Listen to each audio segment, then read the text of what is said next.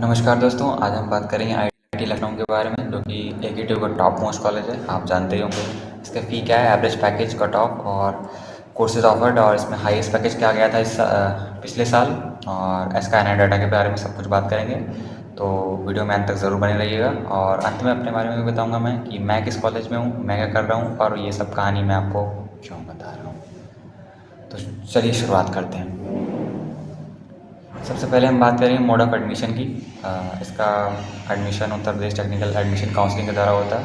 इसमें 75% रिक्वायर नहीं होता है क्लास 12th में। 75% से आप पर कम भी आए तो भी आप एडमिशन ले सकते हो, कोई दिक्कत नहीं है इसमें। और ये एफिलेटेड है एकेटीयू लखनऊ से, यानी APJ Abdul Kalam technical university से। और इसका एरिया अराउंड 100 एकर्स का है। ये सारी चीज़ें ऑफिशियल वेबसाइट पे दी हुई हैं, आप खुद जाके चेक कर सकते हो, आपको ढूंढना ना पड़े, इसलिए मैंने यह पूरा वीडियो ही बना दिया। उस पीडीएफ को बनाने में भी काफ़ी टाइम लगा था। आगे बढ़ते हैं, आगे बात करते हैं इसमें कौन कौन से कोर्सेज ऑफर किए जाते हैं। इसमें applied science, chemical, computer science, electronics, self finance program, biotech, civil, electrical, mechanics सब आप देख सकते हो। सेल्फ फाइनेंस प्रोग्राम में इसके अंदर 2 प्रोग्राम्स आते हैं, computer science with AI and computer science self finance.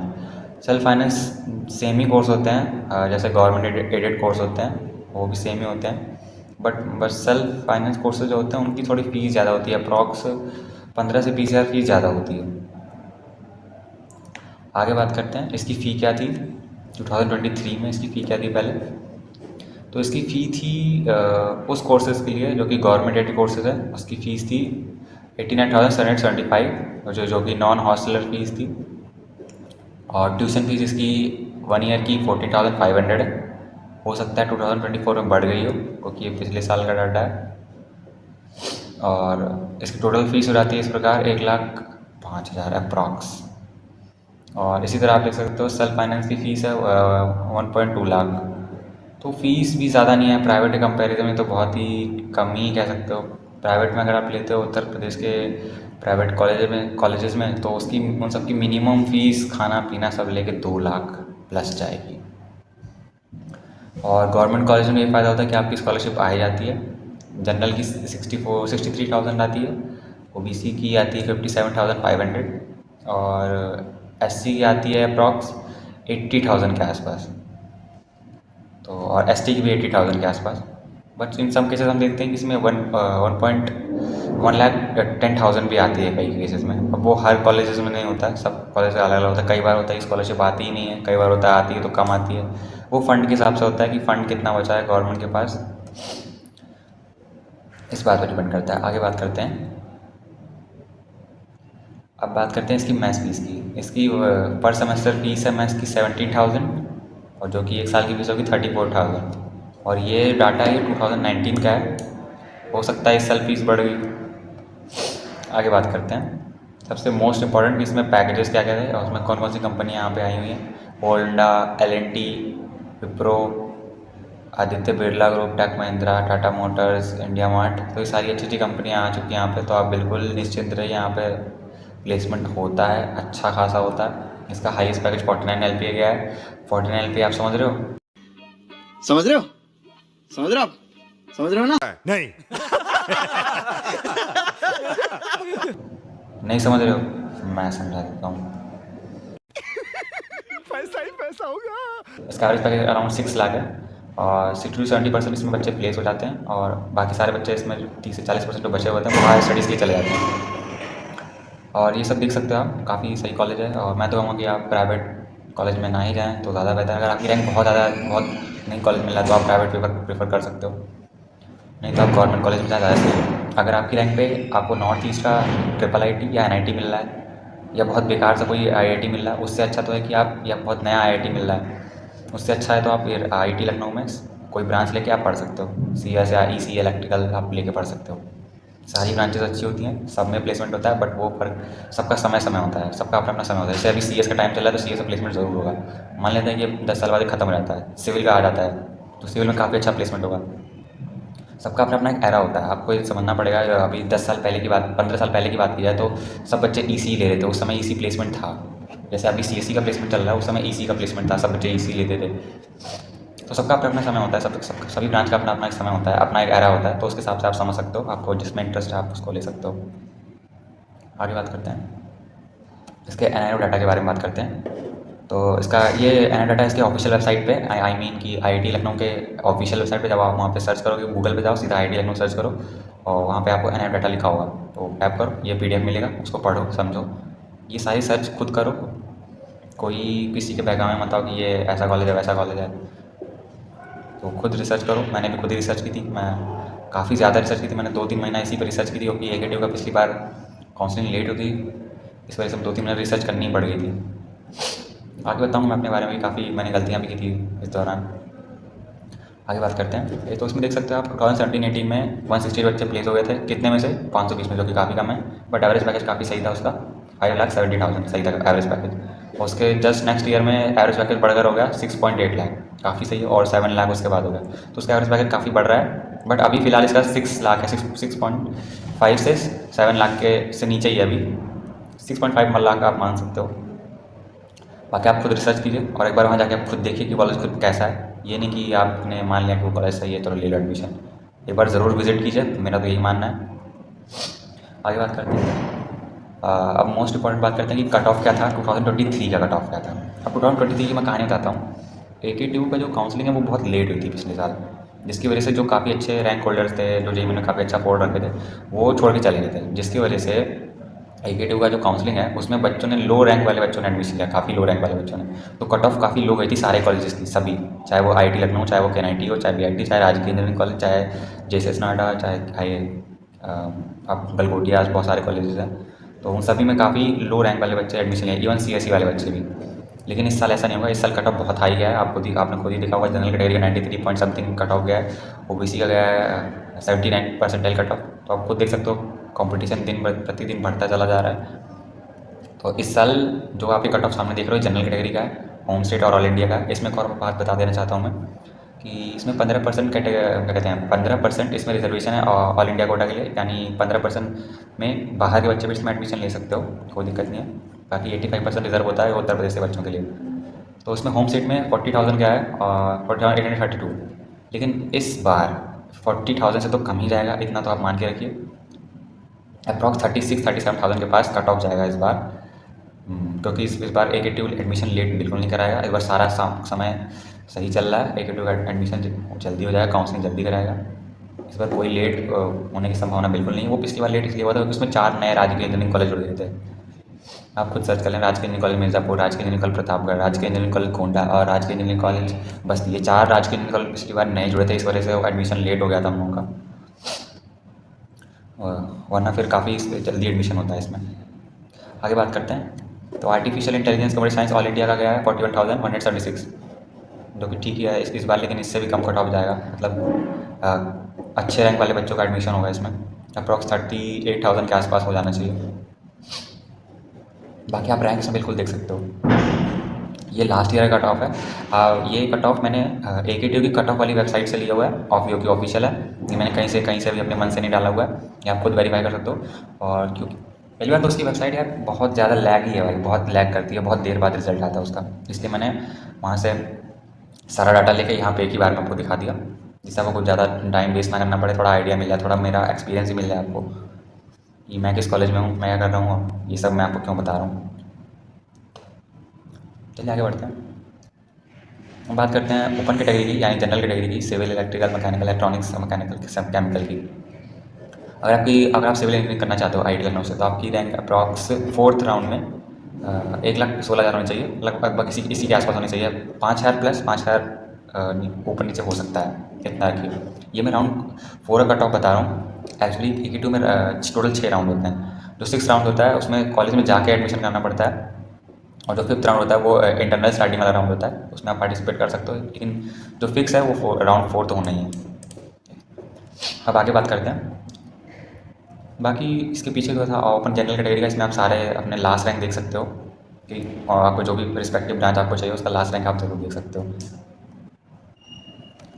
और अब बात करते हैं ओबीसी कैटेगरी की। OBC category computer science engineering गया था पिछली बार 50,206, लेकिन इस साल कम जाएगा, अप्रॉक्स 47 के आसपास जाना चाहिए मेरे ख्याल से, 3 से 4 हज़ार रैंक कम ही जाएगा, क्योंकि इस बार कट ऑफ बहुत हाई गया है। दूसरा AKTU सही समय पर एडमिशन कराएगा इस बार कोई लेट होने की कोई उम्मीद नहीं है। तो 30 से 4000 आप रैंक कम ही करके चलिए, तभी आपका एडमिशन हो पाएगा इसमें। अब बाकी इलेक्ट्रॉनिक्स का 72,000, तो इस साल लगभग 68,000 के आसपास अगर आपकी रैंक है तो एडमिशन हो सकता है। OBC कैटेगरी की मैं बात कर रहा हूँ। और केमिकल इंजीनियरिंग की बात की जाए तो 1.7 लाख, लगभग लास्ट रैंक इसकी 1.7 लाख गई थी। और इससे कम ही रैंक पे एडमिशन होगा, इससे आप मान के चलिए कम ही है। और वैसे भी सीट्स तो बची जाती हैं, केमिकल, सिविल और मैकेनिकल की बहुत सारी सीटें खाली चली जाती हैं। स्पॉट ऑन में आप ज़रूर एडमिशन ले सकते हो, वहाँ पे बहुत सारी सीटें खाली चली जाती हैं। अब आगे बात करते हैं SC कैटेगरी की। यहाँ आप देख रहे होंगे राउंड 3 और राउंड 4 लिखा हुआ है। ऐसा क्यों? ऐसा इसलिए क्योंकि EC और CSE ब्रांच, जो कि 2 फेवरेट ब्रांच होते हैं बच्चों के, यही दोनों अक्सर बच्चे लेते ही हैं, ये पहले ही भर जाते हैं। ज़्यादातर बच्चे यही सब लेते हैं। बाकी इलेक्ट्रिकल, मैकेनिकल, केमिकल, ये सारी ब्रांचेज मेरे को सारी ब्रांचेज इक्वली सभी हैं, सारी अच्छी ब्रांचेज हैं।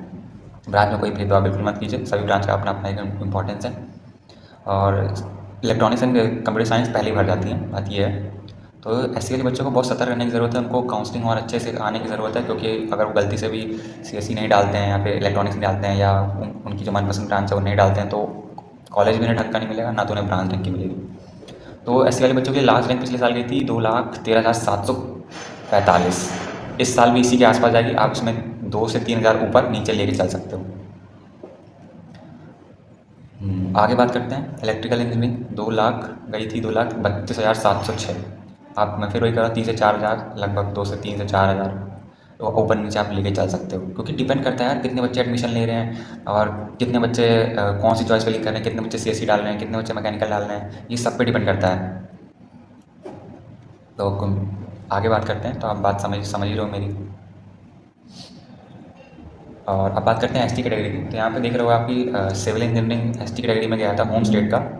और कैटेगरी का फ़ायदा केवल आपको होम स्टेट में मिलेगा, यानी OBC, ST और EWS और SC आपको होम स्टेट में ही फ़ायदा मिलेगा, बाहर आपको नहीं मिलेगा। अगर आप कोई दूसरे स्टेट के बच्चे हैं, अगर आप दूसरे स्टेट में आप OBC हैं, तो आप UP में आने के बाद आप जनरल कहलाएंगे, आपको कैटेगरी का फ़ायदा बिल्कुल नहीं मिलेगा। राउंड 2 मतलब सिविल इंजीनियरिंग राउंड 2 में ही खत्म हो गया था, मतलब सारी सीट उसमें फिनिश हो गई थी ST कैटेगरी के बच्चों के लिए। उसमें लास्ट रैंक गई थी 5,41,272, इतनी ज़्यादा रैंक। तो इस साल भी लगभग यही सब इसी के आसपास रहने वाली रैंक, तो आप बिल्कुल देख सकते हो। और इलेक्ट्रिकल इंजीनियरिंग गई थी 5,36,831 रैंक, इस साल भी लगभग इसी के आसपास रहेगी। तो अगर आपकी रैंक इन सब के आसपास है, 30 से 4-5 हज़ार के बीच आप कर सकते हो। स्पॉट ऑन में तो इससे ज़्यादा रैंक तक के बच्चों का एडमिशन हो जाता है। स्पॉट ऑन में अगर आप एडमिशन लेते हो, अगर आपको केमिकल चाहिए, क्योंकि स्पॉट ऑन में केवल वही सीटें बचती हैं जो बच्चे नहीं लेते हैं अक्सर, जैसे मैकेनिकल, केमिकल, सिविल, ये सब बच्चे कम ले रहे हैं, तो इन्हीं सब की सीटें लास्ट स्पॉट ऑन में बचती हैं। आपको CS और EC और इलेक्ट्रिकल की सीटें नहीं मिलेंगी, अच्छे कॉलेज में तो नहीं मिलेंगी, क्योंकि सारी सीटें पहले ही फुल हो जाती हैं। दूसरे तीसरे राउंड तक ये सब सीटें फुल हो जाती हैं, बचती हैं लास्ट में स्पॉट ऑन के लिए केमिकल, सिविल, मैकेनिकल, ज़्यादातर सीटें यही बचती हैं। अब बात करते हैं ST कैटेगरी के लिए बच्चों के लिए और कंप्यूटर साइंस। इसमें देख रहे हो कि आप राउंड फर्स्ट लिखा हुआ है, इसका मतलब ये है कि ST कैटेगरी के बच्चों के लिए राउंड फर्स्ट में ही CS की सीटें भर जाती हैं, CS और EC की सीटें भर जाती हैं। अगर ST वाले बच्चों ने राउंड फर्स्ट में CSE ब्रांच नहीं रखी, तो उन्हें फिर बाद में मिल ही नहीं पाई, क्योंकि सारी सीटें फर्स्ट राउंड के बाद ख़त्म हो जाती हैं, फिनिश सारी सीटें फिल हो जाती हैं। और इसकी लास्ट रैंक गई थी इनकी 2,46,418 रैंक, इस साल भी इसी के आसपास आने वाली है। वो डिपेंड करता है, इस साल ज़्यादा भी होती हैं, कम भी हो सकती हैं, बट मोस्टली अगर बात की जाए जनरल OBC की बात की जाए, तो इस साल उनका कट ऑफ हाई जाने वाला है, बहुत ज़्यादा हाई जाने वाला है। अब बात करते हैं आगे। अब बात करते हैं मैं किस कॉलेज में हूँ और मैं सब आपको क्यों बता रहा हूँ। मैं राजकीय इंजीनियरिंग कॉलेज मैनपुरी में हूँ, और इस सब इसलिए आपको इसलिए बता रहा हूँ क्योंकि मैंने भी ये सब चीज़ें फेस कर रखी हुई हैं। काफ़ी मुझे भी दिक्कत हुई थी, कोई बताने वाला नहीं था। मैं भी यूट्यूब पर वीडियो सर्च करके देखता था कि ये कॉलेज कैसा है, वो कॉलेज कैसा है, ये प्राइवेट कॉलेजेस के स्कैम्स क्या होते हैं, ये NIRA डाटा क्या होता है, ये सारी चीज़ें मैंने खुद सर्च करके, खुद स्टडी करके 2-3 महीने करके की। और थोड़ा सा गलती मेरी ये भी रही कि मैंने कई सारे कॉलेजेस में मैंने लगभग सभी मैंने काउंसलिंग में पार्टिसिपेट किया। मैंने जबकि COT भी दिया था, तो COT से मुझे बहुत सारे कॉलेज मिले थे। सेंट्रल यूनिवर्सिटीज़ में मुझे BTech मिल रहा था, मुझे सेंट्रल यूनिवर्सिटी ऑफ कर्नाटका में, सेंट्रल यूनिवर्सिटी ऑफ हरियाणा में काफ़ी अच्छा COT गया था मेरा। और सेंट्रल यूनिवर्सिटी ऑफ BBU आप जानते हो कि लखनऊ में, बाबा भीमराव अम्बेडकर सेंट्रल यूनिवर्सिटी, इन सभी सेंट्रल यूनिवर्सिटी से मुझे BTech मिलना था। और BTech में भी कंप्यूटर साइंस मिल रहा था मुझे, लेकिन फिर भी मैंने उसको छोड़ के मैंने राजकीय इंजीनियरिंग मैनपुरी ले। उससे कई सारी वजह हैं, मैं बताऊँगा आपको। तो और मैं बताता हूँ एक चीज़ बताना तो भूल ही गया मैं, वेट करो। हाँ, ये जो आप फ़ोटो देख रहे हो जिसमें 10 नंबर लिखा हुआ है, ये मैं ही हूँ। और ये मेरी फ्रेशर्स की फ़ोटो है, और इसके जस्ट बगल वाली फ़ोटो देख रहे होगे, ये मैं हूँ। ये अपना बस्ता मैंने सामान लिया हुआ है। और ये रात के समय था जब मैं आया था यहाँ पे अपना एडमिशन कराने। ये आप देख सकते हो, छोटी सी फ़ोटोज़ हैं। कॉलेज कैसा दिखता है वहाँ का। और जहाँ मैं अभी बैठा हूँ वो रूम है मेरा, जहाँ पे रहता हूँ मैं यहीं से रूम से वीडियो बना रहा हूँ आप लोगों के लिए। ये आप देख रहे हो, ये ग्राउंड है। ये अभी तो काफ़ी अच्छा हो गया, इसमें तो वैसे इसमें ट्रैक्टर चलाया गया था, अभी तो काफ़ी अच्छा हो गया ये। अब बात करते हैं आगे मेरी। और ये आप देख रहे होगे, ये सब जो मैंने पन्ने पे बना रखी है, ये मैंने अभी नहीं बनाई है, ये मैंने तब बनाई थी जब मैं अपना एडमिशन ले रहा था, ऑनलाइन काउंसलिंग फिल कर रहा था कि कौन कौन से कॉलेजेस बेस्ट हैं, EC CSE या और कौन कौन से RECs हैं। और REC में से कौन सा REC बेस्ट है, या कैसे चॉइस फिलिंग करें, या कौन से कॉलेज में कौन सा ब्रांच पहले ऊपर रखें।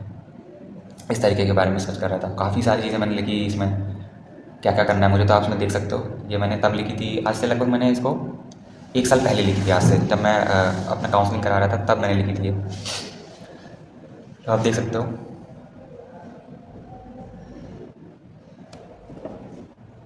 वेट करो एक सेकंड और दिखा रहा हूँ मैं। ये तो मैं आपको दिखाई दी थी, लो आगे दिखाता हूँ मैं आप लोगों को। ये उसका एक नेक्स्ट 3 और मैंने बना रखे हैं पेजेस में। इसमें लिखा मैंने IIT Lucknow, KNIT BIT AITH Kanpur एक कॉलेज है, लेकिन उसको आप मत लें, ज़्यादा सही हो कि वो प्योर गवर्नमेंट कॉलेज नहीं है, वो गवर्नमेंट सेल्फ फाइनेंस के अंडर में। और वहाँ पे ज़्यादातर प्रोग्राम्स तो उसमें जो है गवर्नमेंट एडेड नहीं है, वो हैंडीकैप्ड के लिए बेसिकली अच्छा है। अब अगर आपको अच्छा लग रहा है तो आप देख सकते हो, बट मैं तो मना ही करूँगा। सारे कॉलेज ठीक होते हैं, बट मैं आपको रियलिटी बता रहा हूँ। चाहे चाहे आप जो भी कॉलेज ले लो, केवल 100 में से 3 से 4 कॉलेज छोड़ के बाकी 95% कॉलेजेस में ज़्यादा पढ़ाई वगैरह तो नहीं होती। आपको फाइनली यूट्यूब से ही पढ़ना पड़ता है। आप मेरी रियलिटी बात समझ लीजिए, यूट्यूब से ही पढ़ना होता है। यूट्यूब भाई जिंदाबाद। और गूगल से पढ़ना पड़ता है, ज़्यादा आपको इसी सबसे समझ में आएगा। अंत में आप इसी पे आओगे, चाहे जो कर लो। इसमें आप देख सकते हो मैंने कैसे कैसे इसमें चॉइस फिलिंग की। मैंने REC मैनपुरी डाला था, बिजनौर, अम्बेडकर नगर, बांदा, कन्नौज, आजमगढ़, मैंने सारे डाल दिए थे। और आपको बिल्कुल ये पता होना चाहिए कौन सा कॉलेज प्राइवेट है, कौन सा कॉलेज गवर्नमेंट है। जैसे एक कॉलेज था SCRIT मेरठ, वो असल में है तो वो प्राइवेट, वो अंडर वो सेल्फ फाइनेंस में है वो, लेकिन मुझे लगता था वो प्राइवेट है। तो मैंने इसको बहुत काफ़ी पता किया, अंत में मुझे पता लगा कि ये प्राइवेट है, सेल्फ फाइनेंस है। तो लेकिन अगर आपको एडमिशन लेना तो उसमें ले सकते हो, अगर आपको अच्छा लग रहा है। और मुझे लखनऊ यूनिवर्सिटी में CSE मिल गया था, लेकिन फिर भी मैंने लखनऊ यूनिवर्सिटी छोड़कर मैंने REC मैनपुरी लिया। और जैसे बहुत सारी यूनिवर्सिटीज़ हैं उत्तर प्रदेश में, गवर्नमेंट यूनिवर्सिटीज़ हैं, लेकिन उन सभी यूनिवर्सिटीज़ में BTech है, लेकिन अच्छी यूनिवर्सिटी केवल उसमें एक ही है, वो है लखनऊ यूनिवर्सिटी। बस फीस थोड़ी ज़्यादा है उसकी, अप्रॉक्स 1.3 लाख तो उसकी सिर्फ ट्यूशन फीस है, बाकी खाने पीने की फ़ीस अलग है। उन सबकी फ़ीस अप्रॉक्स मिला जुला के 1 साल की उसकी 2 लाख चली जाती है फ़ीस। इसलिए मैंने इस कॉलेज को नहीं लिया था, क्योंकि राजकीय इंजीनियरिंग कॉलेज जितने भी सबकी फ़ीस का बहुत कम है। आपका 1 साल खाना पीना रहना सब लेके 1,10,000 के अंदर सब हो जाएगा।